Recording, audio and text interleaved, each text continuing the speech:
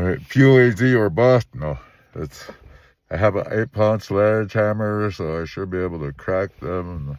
Ammonite nodules, from the POAZ. POAZ means Protocardia-Oxytama. That's how they identify the layer.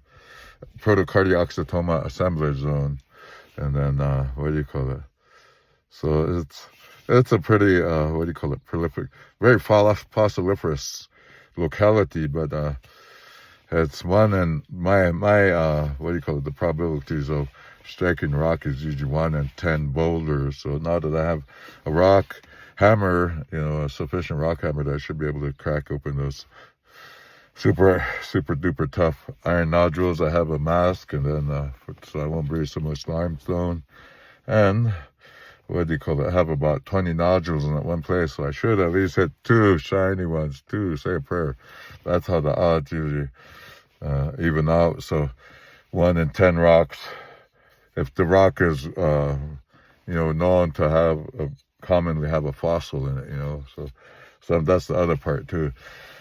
He could pick the wrong boulder. I don't mess with the Limopsis gervilla fossil concretions anymore too much, because they're usually really solid, because those Limopsis gervillas the Lakota or the Hunkpapas call them fingernails, and they're real long like that, and they're all intertwined and intertangled, so it's really solid. And limestone is basically, if we ground this stuff, it would make great cement. I'm serious.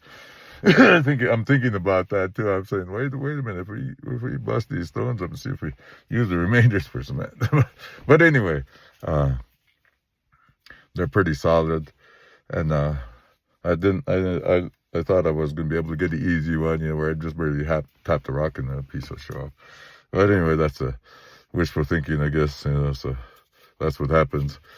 And then, thank you for my big brother, so he financed the trip, so I can go out there again, and should be able to find one. And thank you to whoever's watching this. I really, really enjoy that you're watching these videos of the Foxhill Ammonite localities down here on the Corson County and on the Steinrock and Sioux Indian Reservation, and I'm I like using disruptive technology. Sometimes you have to straighten things out, and I'm gonna straighten things out, Deconstruction, I call it, Deconstruction means just going back to where everything started going wrong. That's it, then make it go right. So anyway, we're supposed to make money, and these things the ammonite on them are, some of that stuff is worth the hundreds of thousands if I find the right type of spinodiscus, because those ones are real smooth, and they have a really beautiful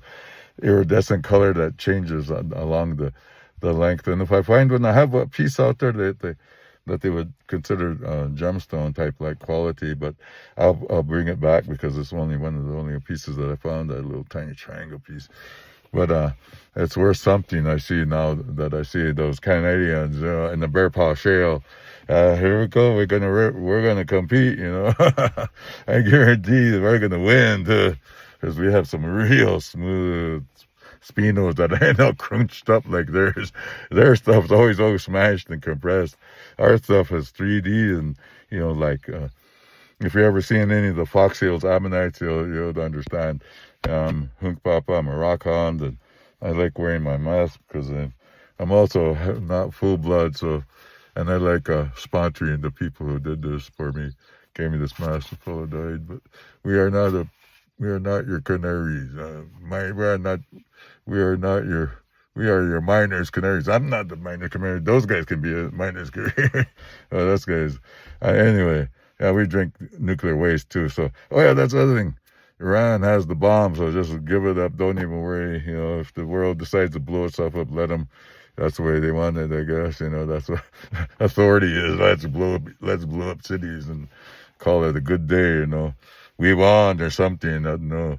It's scary, but nothing to worry about. You can't do anything about it. There's madmen in charge, and hopefully you have enough food to last at least 2 weeks. Water for 2 weeks. Anyway, hang in there.